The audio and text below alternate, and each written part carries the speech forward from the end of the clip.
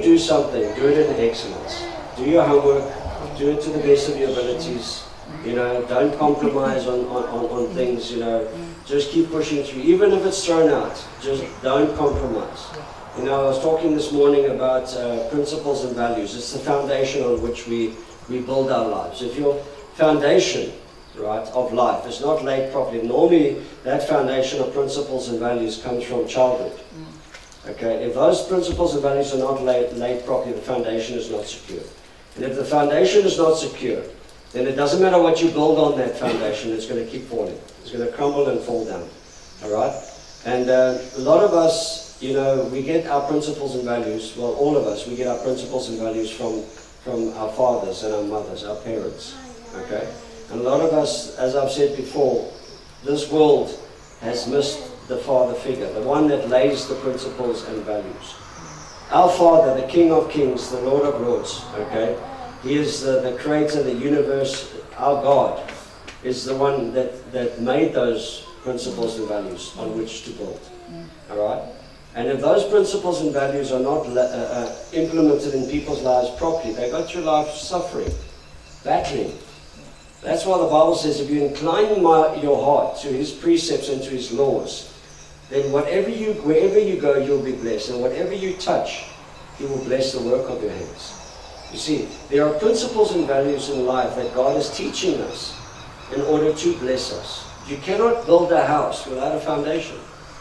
You cannot be successful in life without the correct principles and values on which you live by. You understand?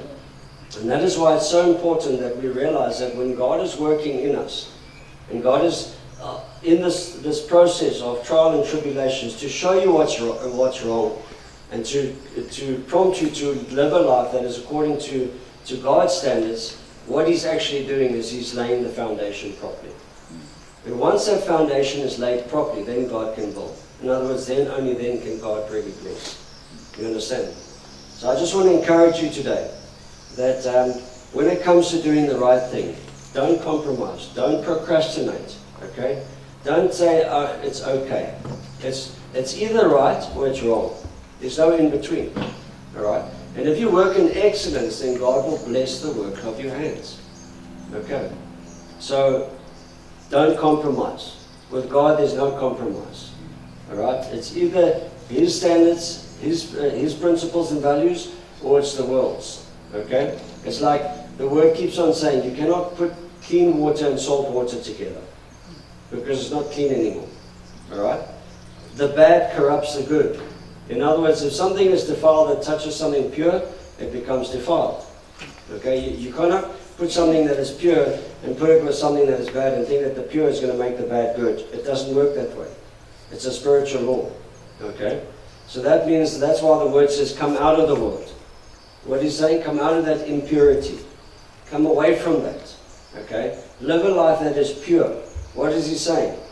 Lay your foundation, build your house on the rock, who is Jesus Christ. And when you do that, you'll see that your life will change. The blessings will change. All right? But Satan will always try to make you believe that it doesn't work that way. Yeah, that's why he's called the father of lies. If you take the shortcuts, it will be easier. If you do this, if you steal, you'll get it quicker. But there always comes a much higher price. And what it means is that in the end, the thing that God intended to bless you with in your life will never materialize while you are still listening to Satan.